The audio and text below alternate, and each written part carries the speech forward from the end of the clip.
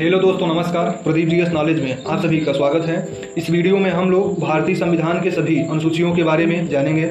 जैसे भारत के मूल संविधान में 8 अनुसूचियाँ थी, फिर बाद में 4 और जोड़ा गया। इन सब के बारे में आइए विस्तार से जानते हैं। भारत के मूल संविधान में अनुसूचियों की संख्या 8 थी तथा वर्तमान में अनुसूचियों की संख्या बढ़कर 12 हो गई है। आइए शुरू करते हैं। प्रथम अनुसूची के अंतर्गत भारत का राज्य क्षेत्र को परिभाषित किया गया है, जिसमें इस समय 28 राज्य व 8 केंद्र शासित प्रदेश हैं। तथा वहीं दूसरी अनुसूची में विभिन्न संवैधानिक पदाधिकारियों को दिए जाने वाले वेतन का उल्लेख किया गया है, जैसे राष्ट्रपति, राज्यपाल, लोकसभा स्पीकर तथा राज्यसभा के सभापति इत्यादि। आइए अब तीसरी अनुसूची के बारे में जान लेते हैं। तीसरी अनुसूची के अंतर्गत विभिन्न संवैधानिक पदाधिकारियों द्वारा ली जाने वाली शपथ का प्रावधान किया गया है, जिसमें प्रधानमंत्री, उच्चतम तथा उच्च न्यायालय के न्यायाधीशों द्वारा पद का शपथ लिया जाना है। तथा आइए अब अनुसूची 4 के बारे में भी जान लेते हैं। अनुसूची 4 के अंतर्गत राज्यसभा में निर्वाचित होने वाले स्थानों का आवंटन विभिन्न राज्यों में किया जाता है। वहीं 5वीं अनुसूची की बात करें तो इसके अंतर्गत अनुसूचित क्षेत्रों और अनुसूचित जनजातियों के प्रशासन और नियंत्रण के बारे में उल्लेख किया गया है। तथा 6वीं अनुसूची के अंतर्गत असम, मिजोरम, मेघालय तथा त्रिपुरा के अनुसूचित क्षेत्रों के प्रशासन का उल्लेख किया गया है। जैसे किसी भी क्षेत्र को राज्यपाल के निवेदन पर राष्ट्रपति अनुसूचित क्षेत्र घोषित कर सकते हैं। तथा आइए अब 7वीं अनुसूची के बारे में जानते हैं।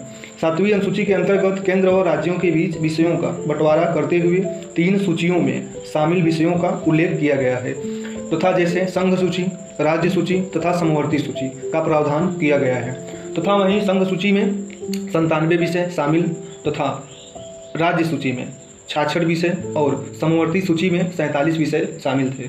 आइए अब हम लोग 8वीं अनुसूची के बारे में जानते हैं। 8वीं अनुसूची के अंतर्गत विभिन्न भाषाओं को मान्यता दी जाती है। इन भाषाओं को मान्यता 26 जनवरी 1950 को मिली।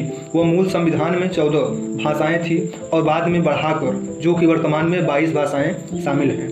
तथा वहीं अंग्रेजी भाषा का उल्लेख 8वीं अनुसूची में शामिल नहीं है। आइए अब 4 जो नए अनुसूचियों को जोड़ा गया है, यानी 9 से 12 तक, इन सब के बारे में जानते हैं। 9वीं अनुसूची के अंतर्गत उन कानूनों का उल्लेख है जिन्हें न्यायपालिका में चुनौती नहीं दी जा सकती। इसे प्रथम संविधान संशोधन 1951 द्वारा 9वीं अनुसूची को जोड़ा गया था। तथा 1973 के केशवानंद भारती केस के एक जजमेंट द्वारा कहा गया कि अगर संविधान के मूल ढांचा पर किसी तरह कोई प्रभाव पड़ता है तो न्यायालय में चुनौती दी जा सकती है, चाहे वह अनुसूची 9 के ही विषय क्यों न हो।